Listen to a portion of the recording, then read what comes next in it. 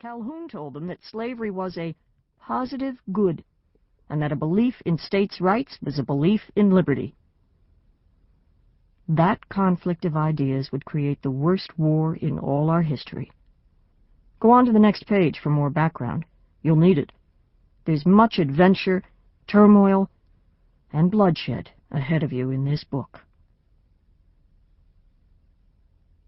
Preface 2. A Divided Nation. We hold these truths to be self-evident, that all men are created equal, that they are endowed by their Creator with certain unalienable rights, that among these are life, liberty, and the pursuit of happiness. The time was 1860, and Americans had a problem. It wasn't a new problem. They'd been living with it since the nation began. There were those words in the Declaration of Independence: all men are created equal. It had turned out that not all people were equal in the United States. One large group of people was not even free. Slavery had come to the land with the Spanish and English settlers, but they weren't the first to enslave people on the American continents. Some Native American nations had used captives as slaves. It was an evil but common practice across the world. There were jobs that no one wanted to do, and in the days before machinery, slaves seemed an answer. So if you were on the losing side of a war, or were kidnapped by a rival tribe or by a thief, you might have ended up a slave. In colonial times, there was slavery in both North and South, but slavery didn't make much sense in the North. Farms were small, and the farmer and his family could often handle the farm work themselves. After the Revolutionary War, slavery was outlawed in most northern states. The situation was different in the South. From the earliest colonial days, the crops that grew well there, tobacco, cotton, rice, and sugar, demanded large numbers of field workers. But there were few workers to be had, until a Dutch ship arrived at Jamestown in 1619 with a boatload of Africans. At first the Africans were indentured servants. Then they became slaves. It solved an economic problem for planters. Slaves made a cheap, easy source of labor. After the Revolutionary War, slave laws grew harsher and harsher in the South. Slavery raised issues besides economics. One was racism. In the United States, the slaves were all people of color, either Indians or blacks. And there was the issue of right and wrong. Some Northerners, and some Southerners, thought slavery morally wrong. Yet few of them were willing to do anything about it. The Southerners who opposed slavery did not speak up loudly, and as long as slavery stayed in the South, most Northerners were happy to forget about it. But there were Western lands coming into the country, and that was where problems developed. Southerners wanted slavery to expand. They wanted the new territories in the West to be slave territories. Northerners didn't. Remember, most of the white people who didn't like slavery kept quiet. They didn't do anything about it. Was that wrong? Why didn't they speak out? Maybe because it wasn't easy to attack slavery.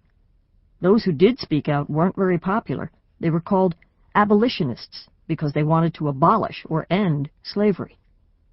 Today we know that the abolitionists wanted to do the right thing. But if you want to understand history, to understand why things happened the way they did, you have to try to think as people did in the past. You have to put yourself in their times.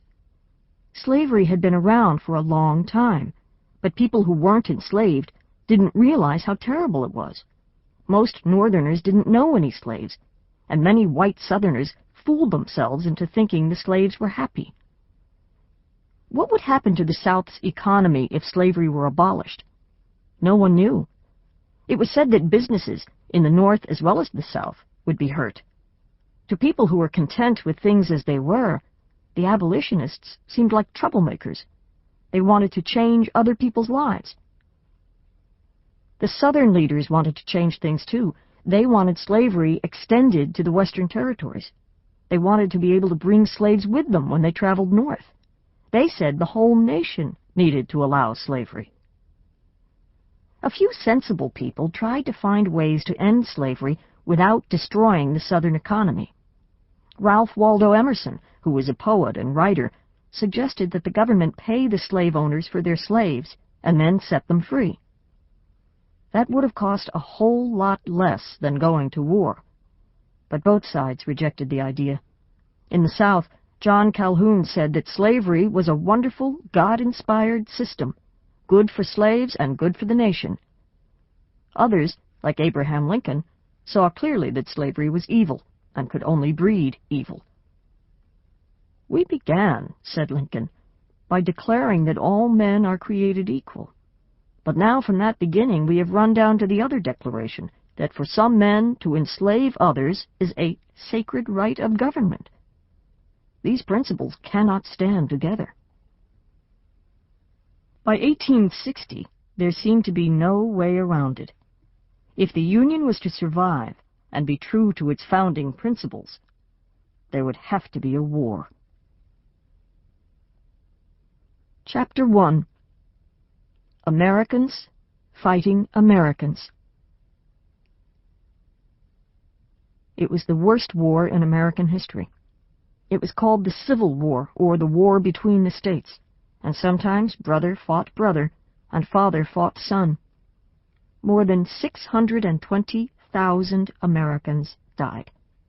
Cities were destroyed, farms burned, homes leveled, and on one bloody day, at a place called Antietam, more men were killed than on any other day in all our history. The total deaths were almost as many as in all of our other wars combined. If the same percentage of today's population were killed, it would mean 5 million deaths. It was the South against the North, and although the North won, neither side came out ahead. The South, which had once been prosperous, was in ruins. The North was left with huge war debts. And both North and South had the graves of fathers, sons, and husbands to weep over. What was it all about? Why were Americans fighting Americans? When the war began, people on both sides claimed they weren't fighting over slavery, but they were fooling themselves.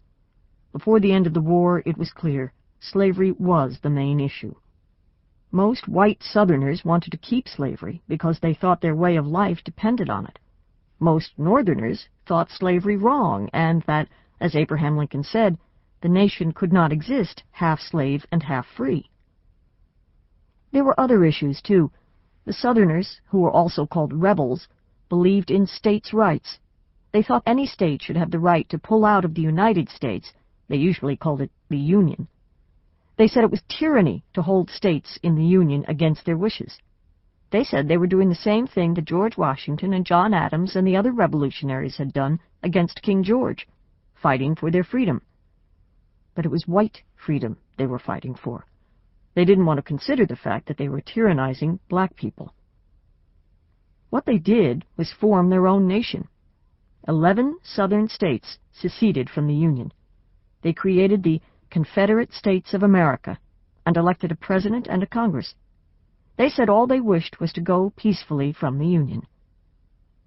The North wouldn't let them do it. "Revolution is only right," said President Abraham Lincoln, "for a morally justified cause." But the South had no just cause. So, said Lincoln, secession was simply a wicked exercise of physical power. This was an important issue they were deciding. The American nation was still considered an experiment. Would a people's government survive? Lincoln said Americans needed to prove that popular government is not an absurdity. Then he added, "We must settle this question now, whether in a free government the minority have the right to break up the government whenever they choose." The Northerners, who were also called Yankees or Federals, were willing to fight for the American form of government, for the Constitution, for the Union. They said that when the states joined the Union, they agreed to uphold the Constitution, and they couldn't just pull out any time they wanted. If that were allowed, soon there would be no Union at all.